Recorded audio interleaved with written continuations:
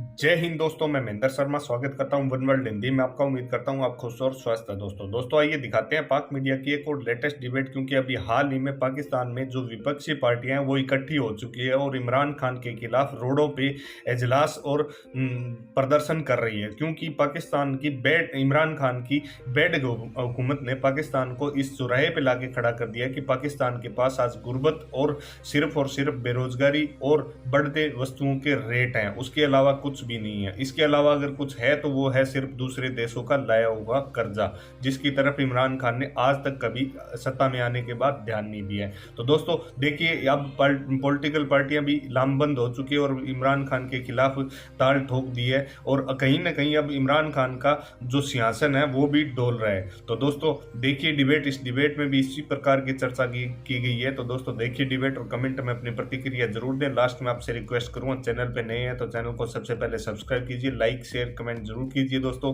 जय हिंद, वंदे मातरम, भारत माता की जय। दोस्तों बचाने की बात कर रहे हैं, लेकिन इमरान खान को बचाने की इस वक्त बात नहीं हो रही। तो क्या सर पार्टी बचेगी या पार्टी का शिराजा बिखर जाएगा, जैसे कि आपने कहा? मैं अर्ज कर चुका हूँ आपको कि जिस तरह ये इकट्ठी ताकतवर हलकों ने की थी, उसी तरह अगर ताकतवर हलके हाथ उठा लें तो ये उसी तरह बिखर जाएगी।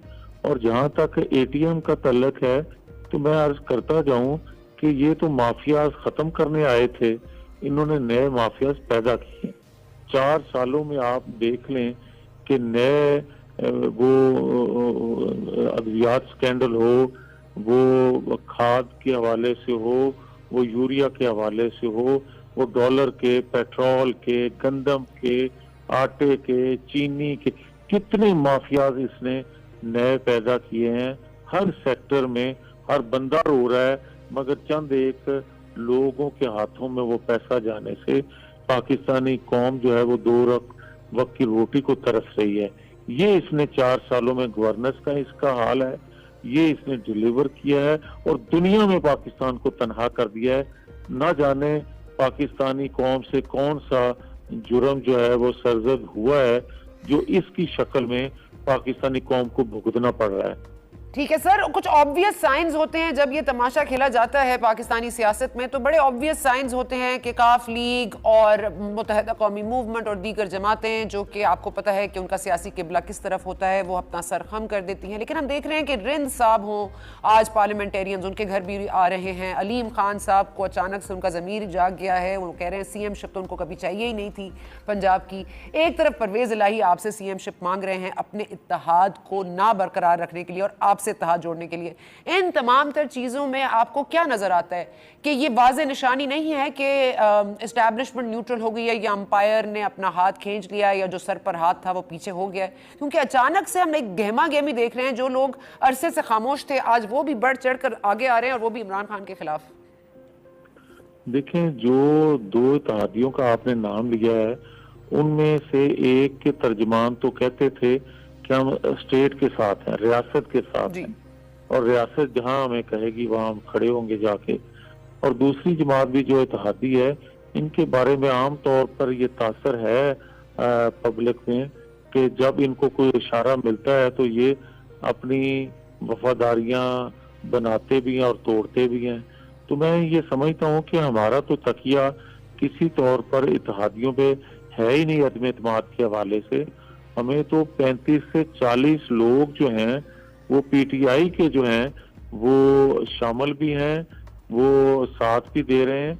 और अगले दिनों में आप देखेंगे, जिस तरह अलीम खान साहब ने आज गुफ्तगू की या जहांगीर तरीन साहब को आप कोट कर रहे हैं, पीटीआई के अपने लोग ये कहेंगे कि हम मुल्क बचाने के लिए और कल को अवाम के पास जाने के लिए हम इसका साथ छोड़कर इसको घर भेजने के लिए अपोजिशन का साथ दे रहे हैं। ये हालत बन गई है पाकिस्तान के अंदर पार्लियामेंटेरियंस की। सॉरी लतीफ साहब, मैं आपके पास ये सवाल लेकर आऊंगी, क्योंकि आपको याद होगा कि आपने एक दफ़ा एक बयान दिया था कि ऐसा होता है, जब ऐसा वक्त आता है तो इशारे भी आते हैं, पैगाम भी आते हैं, डराया भी जाता है। उसके बाद आपको एक शो कॉज नोटिस भी इशू हुआ था पार्टी की तरफ से। अब वही नज़र आता है कि मरियम साहिबा का एज सच कोई वाज़ेह रोल नज़र नहीं आ रहा। मियाँ साहब लंदन में मौजूद हैं, एक खामोशी सी है। जो मेन प्लेयर हैं वो शहबाज शरीफ साहब हैं।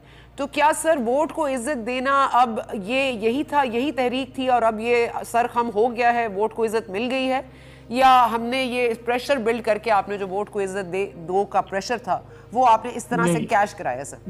नहीं सना, जो मैं बात उस वक्त करता था आज भी वही कर रहा हूँ। मैं आपसे ये अर्ज कर रहा हूँ कि एक गैर आईनी हुकूमत को आईनी तरीके से हटाने के लिए नवाज शरीफ रजामंद हुए, और वो भी इसलिए रजामंद हुए कि जब DGISPR का स्टेटमेंट आए कि हम न्यूट्रल हैं, और जब उनका स्टेटमेंट आए कि हम किसी भी डील का हिस्सा नहीं बनेंगे, किसी सियासी जोड़ तोड़ का हिस्सा नहीं बनेंगे, तो हम तो उस बात पर यकीन करते हुए अदम एतमाद की तरफ बढ़ रहे हैं। क्योंकि हमारे इल्म में ये बात है 70 सालों से कि जब तक ताकतवर हल्के अपना वजन किसी के पलड़े में डालते नहीं है, ना अदम एतमाद आती है, ना अदम एतमाद कामयाब होती है। ये एक हकीकत है।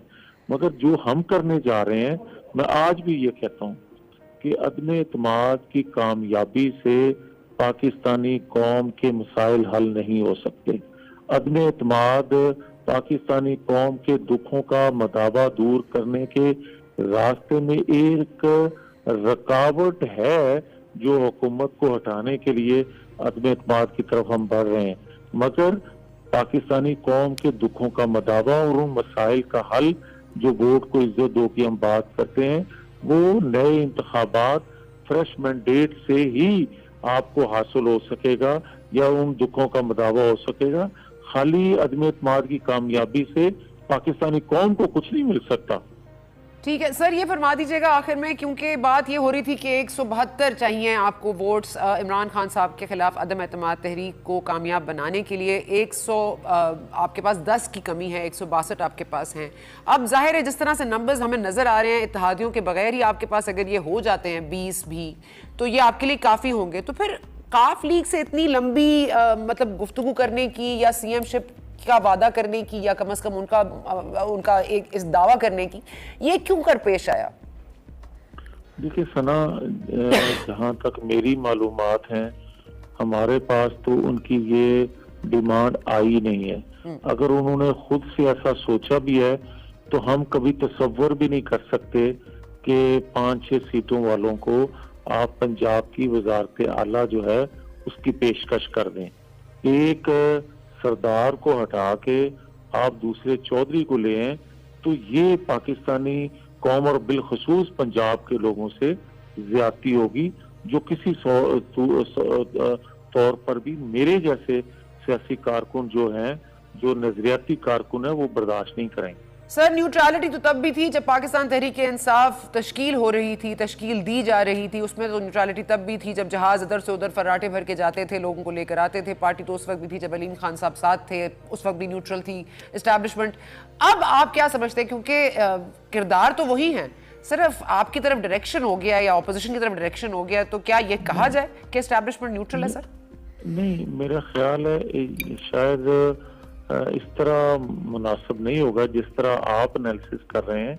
उसकी वजह यह है, मैं पहले भी अर्ज कर चुका हूं, कि जब पूरी पाकिस्तानी कौम जो है वो, और हर शोबा जिंदगी से तल्लुक रखने वाला शख्स जो है, वो मुतमिन ना हो, और यहाँ तक के पाकिस्तान की मैशत डूब रही हो और उसके डूबने से पाकिस्तान की सलामती खतरे में पड़ जाए, तो फिर मेरा ख्याल है उससे तशबीह देना कि उस वक्त भी ऐसा था। और आपको याद होगा, अगर उस वक्त ऐसा था कि जमात बनाई जा रही थी, तो आज के पंजाब के जो स्पीकर हैं, उन्होंने तो गिला किया था एक नेशनल टीवी पे बैठ के, और आज इन 4 सालों में किया था कि हमारी जमात को तोड़कर PTI को जब बनाया जा रहा था, तो मैं उस वक्त के आर्मी चीफ के पास गया और मैंने शिकवा किया, गिला किया, शिकायत की कि मेरे साथ ये क्यों हो रहा है। तो उन्होंने कहा अच्छा आपको भी कोई हिस्सा देंगे। ये सारी रिकॉर्ड पे चीजें हैं। अगर आज भी ऐसा होता है, एक आईनी रास्ता हम देख के उस पे चलने की ख्वाहिश रखते हैं कि पाकिस्तानी कौम को इससे निजात दिलवाई जा सके आईनी तरीके से, अगर वो भी बंद कर दिया जाएगा, तो फिर आप याद रखें कि दुनिया में जहां आईनी रास्ते बंद होते हैं, वहां रियासत सफर करती है, रियासती इदारे सफर करते हैं, और पाकिस्तान ने बड़ा सफर किया है।